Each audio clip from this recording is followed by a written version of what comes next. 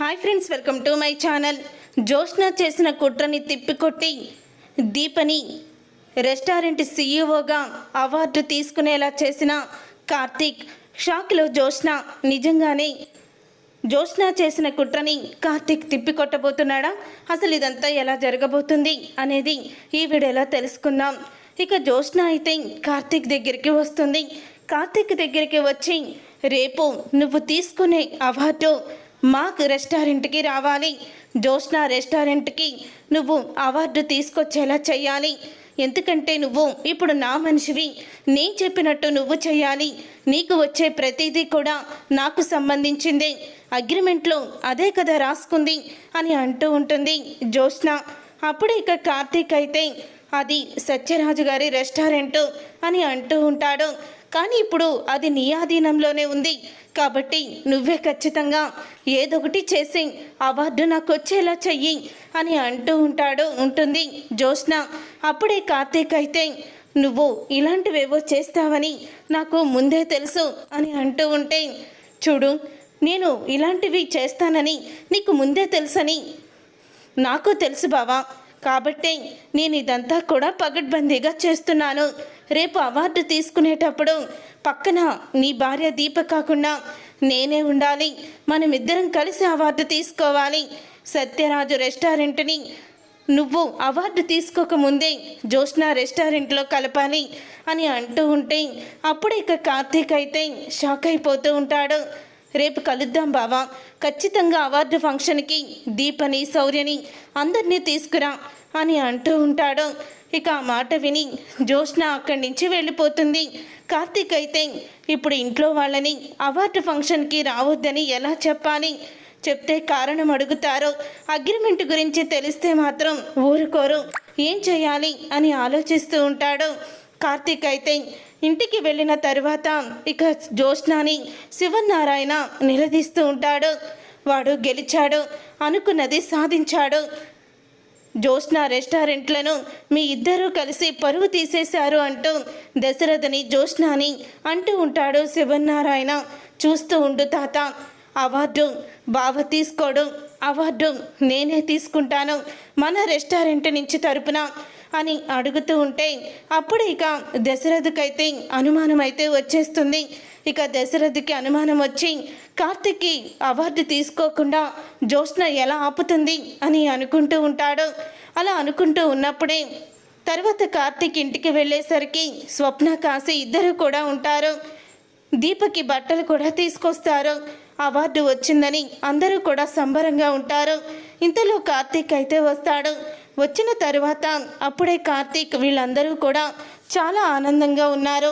వీళ్ళ ఆనందాన్ని నేను ఎలా జరపాలి, ఏం చేయాలి? ఇప్పుడు వీళ్ళ ఆనందము అక్కడికి ఫంక్షన్కి రావాలని రెడీ అవుతున్నారు. ఫంక్షన్కి వద్దని నేను ఎలా చెప్పాలి అని అనుకుంటూ ఉంటాడు కార్తీక్ అయితే. అప్పుడే ఇక శౌర్య కూడా, నేను కూడా ఫంక్షన్కి వస్తాను అని అంటూ ఉంటుంది. ఇప్పుడు వీళ్ళు ఇంత ఆనందంగా ఉన్నారు. రేపు ఉదయం ఏదో ఒకటి చేసి వీళ్ళని ఫంక్షన్కి రాకుండా ఆపాలి. జోష్న, నన్ను బాగా ఇరికించేశావు, కానీ తర్వాత అన్నిటికీ బదులు నేను గట్టిగానే చెప్తాను అని అనుకుంటూ ఉంటాడు కార్తీక్ అయితే. తర్వాత కార్తీక్ అయితే పడుకుంటాడు. కార్తీక్ పడుకున్న తర్వాత అప్పుడే ఇక కార్తీక్కి ఒక మెసేజ్ అయితే వస్తుంది. కార్తీక్కి మెసేజ్ రావడంతో అప్పుడే ఇంకా కార్తీక్ అయితే ఆ మెసేజ్ని చూసి అంటూ ఉంటాడు, ఇదేంటి ఈ టైంలో మెసేజ్ వచ్చిందేంటి అని అనుకుంటూ ఇక పైకి లెగుస్తాడు. లేచిన తర్వాత అప్పుడే బయటికి వస్తాడు కార్తీక్ అయితే. బయటికి కార్తీక్ వచ్చేసరికి అక్కడ దశరథ ఉంటాడు. ఇక దశరథని చూసి, ఏంటి మావయ్య ఈ టైంలో వచ్చి ఏదో మాట్లాడాలంటున్నారు, ఏం జరిగింది అని అడుగుతూ ఉంటాడు కార్తీక్. అప్పుడు ఇక దశరథ అయితే, జోష్న, మా నాన్న నీకు అవార్డు వచ్చిందని కోపంతో రగిలిపోతూ ఉంటే, రేపు అవార్డు తీసుకునేది నేనే. బావా మన రెస్టారెంట్కి అవార్డు వచ్చేలా చేశాడు అని చెప్తుంది. అసలు ఏమీ కూడా అర్థం కాలేదు. రేపు అందరినీ కూడా అక్కడికి రమ్మని చెప్పింది అవార్డు ఫంక్షన్కి అని అంటూ ఉంటాడు దశరథ.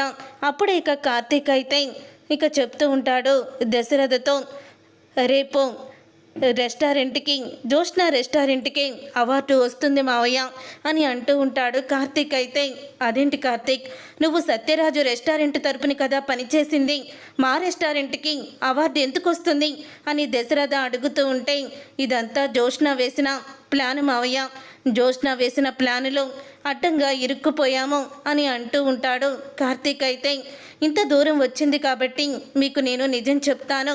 ఆ రోజు దీపక్కి బ్లడ్ ఇస్తానని వచ్చిన జోష్న ఆ బ్లడ్ ఇవ్వలేదు. బ్లడ్ ఇవ్వడానికి వచ్చిన టోనర్స్ని కూడా తను ఆపేసి నీ భార్య బ్రతకాలంటే నువ్వు నేను చెప్పినట్టు ఈ ఖాళీ అగ్రిమెంట్ మీద సంతకం పెట్టాలని నన్ను బెదిరించింది. అప్పుడు నేను ముందు పెట్టనని చెప్పాను.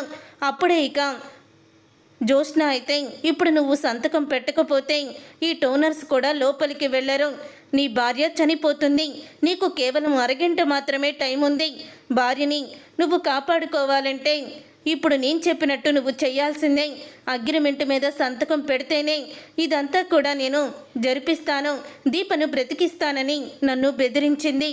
మనసా వాచా కర్మన నువ్వు ఏం చెప్పినా నేను వింటాను అని నా చేత సంతకం పెట్టించుకుంది జోష్న. వేరే గత్యంతరం లేక నేను జోష్నాకి సంతకం పెట్టేశాను మావయ్య అని అంటూ ఉంటాడు కార్తీక్. అయితే ఇక కార్తీక్ అన్న మాటకి అప్పుడే ఇక దశరథ షాక్ అయిపోతూ ఉంటాడు. జోష్న ఇంత స్వార్థంగా ఆలోచించి ఇంత దిగజారిపోయిందా అని అంటూ ఉంటే అప్పుడే ఇంకా కార్తీక్ అయితే ఇప్పుడే కాదు మావయ్య, శౌర్య గుండా ఆపరేషన్ చేయించేటప్పుడు కూడా దీపని ఇలాగే మా బావని నాకు అప్పగిస్తున్నట్టు సంతకం పెట్టని అప్పుడు కూడా అగ్రిమెంట్ మీద సంతకం పెట్టించుకోవాలనుకుంది జోష్న. కానీ దీప మాత్రం నేను ఆయన్ని ఎప్పటికీ కూడా వదిలిపెట్టను, ఆయన నా ప్రాణం అని అంటూ ఎప్పుడూ కూడా తను సంతకం పెట్టనని చెప్పేసింది. శౌర్య చావు బ్రతుకుల మధ్య ఉన్నా కూడా నన్ను వదలడానికి తనకి ఇష్టం లేదు. కానీ నేను మాత్రం దీపని కాపాడుకోవడానికి సంతకం పెట్టాల్సి వచ్చింది మావయ్య. కానీ ఈరోజు అదే అడ్డం పెట్టుకొని జోష్న నా దగ్గరికి వచ్చి రేపు నువ్వు జోష్న రెస్టారెంట్కి అవార్డు దక్కాలని చెప్పాలి, నీ పక్కన దీప కాదు నేనుండాలి అని నన్ను బెదిరించింది. అందుకని ఏం చెయ్యాలో అర్థం కాక వీళ్ళని రెస్టారెంట్ అవార్డుకి రావద్దని చెప్పాలని అనుకుంటున్నాను అని కార్తీక్ అయితే అంటూ ఉంటాడు. అప్పుడే ఇక దశరథ అయితే జోష్న ఇంత నీచంగా ఆలోచించినప్పుడు తన ప్లాన్ని నువ్వు కూడా తిప్పి కొట్టాలల్లుడు, నువ్వు కూడా తిప్పి కొడితేనే అప్పుడు ఎంతో దిమ్మ తిరిగే షాక్ ఇస్తేనే తనకి అప్పుడు తెలిసొస్తుంది జోష్నాకి అని దశరథ అంటూ ఉంటాడు. ఇప్పుడు ఏమీ చెయ్యలేని పరిస్థితి మావయ్య, ఏమీ చెయ్యలేని పరిస్థితి కాబట్టి నేను అవార్డుని మీ రెస్టారెంట్కి ఇవ్వాలని అనుకుంటున్నాను అని అంటూ ఉంటాడు కార్తీక్. అయితే అప్పుడే ఇక దశరథ అయితే అంటూ ఉంటాడు, చూడు కార్తీక్, జోష్న మాటలకి నువ్వు కంగారు పడిపోయి బెదిరిపోయి ఈరోజు ఈ చేతికి వచ్చిన అవార్డుని నువ్వు మాత్రం చేజార్చుకోవద్దు. సత్యరాజు గారు మీకు ఆపద నిమిషంలో మీకు ఆయన అండగా నిలబెట్టి రెస్టారెంట్ని మీ చేతిలో పెట్టాడు కాబట్టి ఆయన మాటని నిలబెట్టుకోవాలి. మీరు నిలబెట్టుకున్న మాటని నెరవేర్చే వాళ్ళని మీ గొప్పతనం అందరూ తెలుసుకోవాలి అని అంటూ ఉంటే ఏం చేస్తానా మావయ్య, సంతకం పెట్టినందుకు ఇప్పుడు జోష్న చెప్పినట్టే చెయ్యాలి కదా అని అంటూ ఉంటాడు కార్తీక్. అయితే దీనికి వేరే మార్గం ఉందల్లుడు, నేను చెప్తాను విను అని దశరథ అయితే చెప్తూ ఉంటాడు కార్తీక్కి. అప్పుడే కార్తీక్ దశరథ చెప్పేదంతా కూడా వింటాడు. ఇక వినేసి అప్పుడు ఇంకా ఒక్కసారి ఎంతో ఆనందపడుతూ చాలు మావయ్య చాలు, ఈరోజు మీరు నాకు మంచి సలహా ఇచ్చారు, నాకు అండగా నిలబడ్డారు అని అంటూ ఉంటే అప్పుడే ఇక ఆ మాట విని దశరథ అయితే నా కూతురు చేస్తున్న కుట్రలకి మోసాలకి బదులుగా నేను నీకు సహాయం చేస్తున్నాను, ఇది మన మధ్యనే ఉండాలి, మూడో కంటికి తెలియకూడదు అని అంటూ ఉండంగానే ఇక దీప అయితే చూసేస్తుంది వీళ్ళిద్దరు మాటలు విని ఒక్కసారి దీప షాక్ అయిపోతూ ఉంటుంది. జోష్న నా ప్రాణాలని అడ్డం పెట్టుకొని కార్తీక్ బాబు చేత అగ్రిమెంట్ మీద సంతకం పెట్టించుకుందా, జోష్నాకి సరైన బుద్ధి చెప్పాల్సిందే అని దీప కూడా నిర్ణయించుకుంటుంది. ఉదయం అవుతుంది.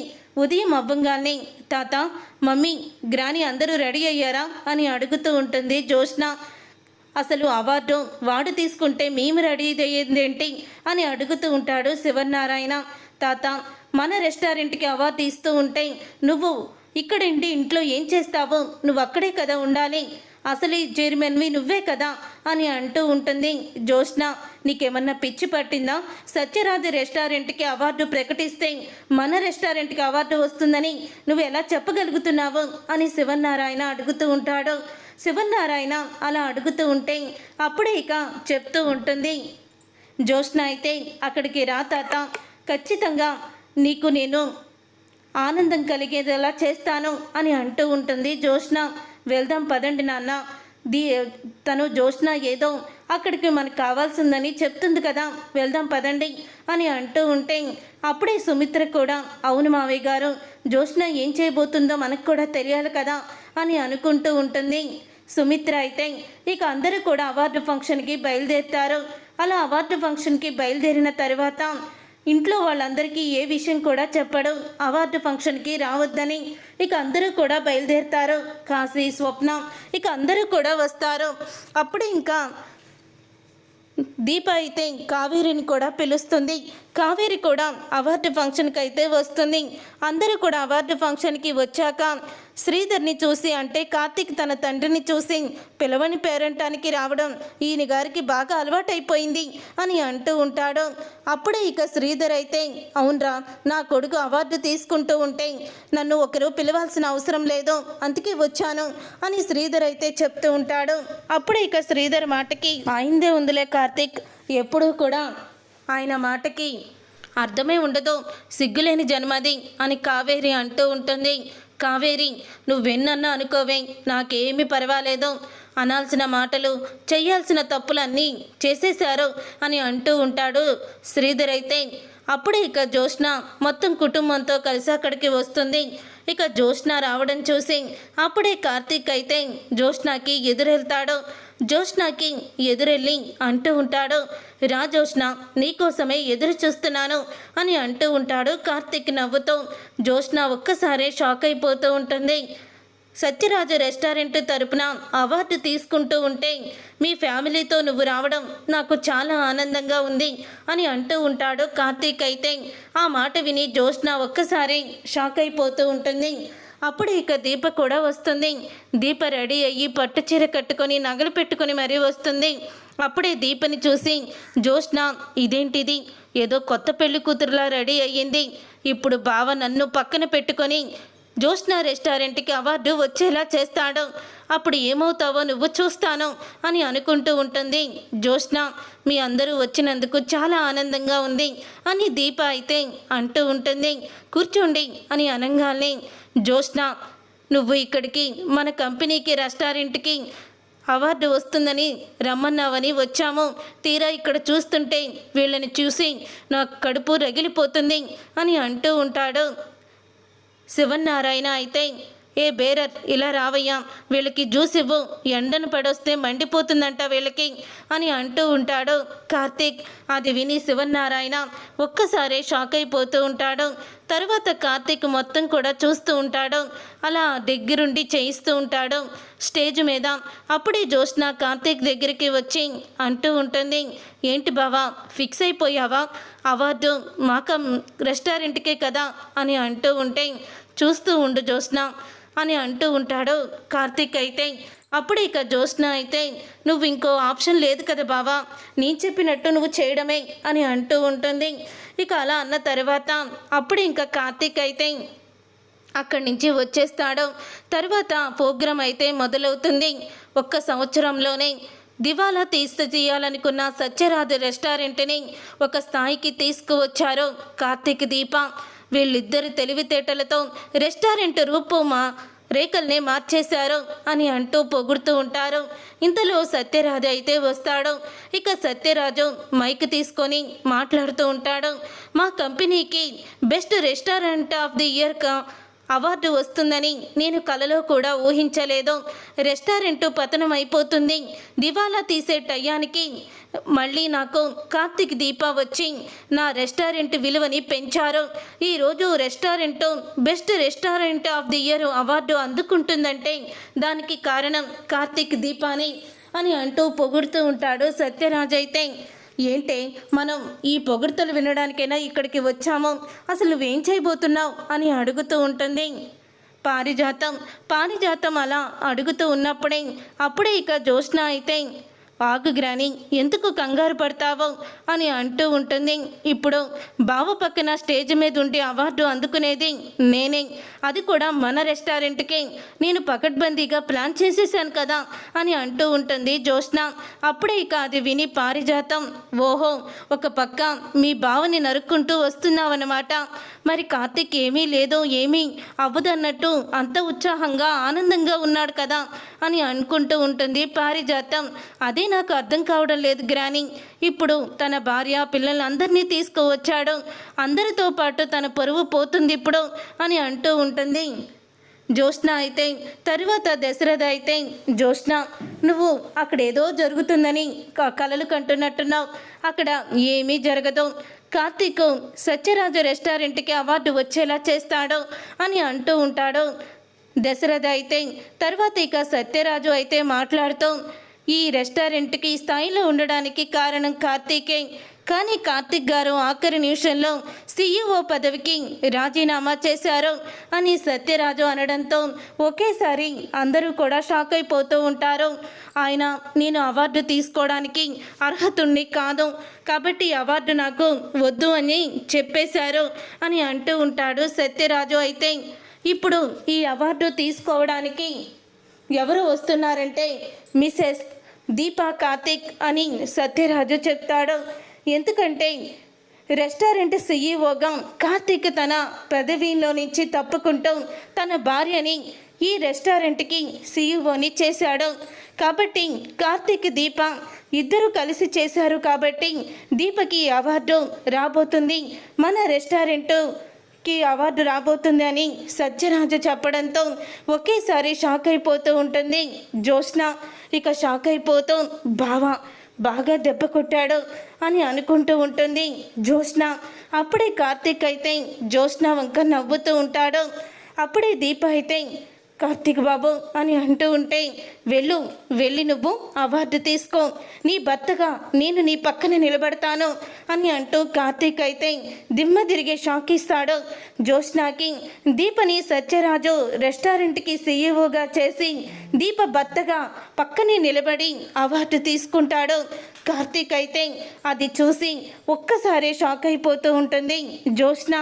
ఇక శివనారాయణ అయితే ఆ దీప సత్యరాజు రెస్టారెంట్ CEOగా నియమించి తనకి అవార్డు వస్తూ ఉంటే మమ్మల్ని తీసుకువచ్చి దానికి క్లాప్స్ కొట్టమని చెప్తున్నావా నువ్వు అని అంటూ ఉంటాడు శివనారాయణ పారిజాతం సుమిత్ర కోపంగా అక్కడి నుంచి వెళ్ళిపోతారు.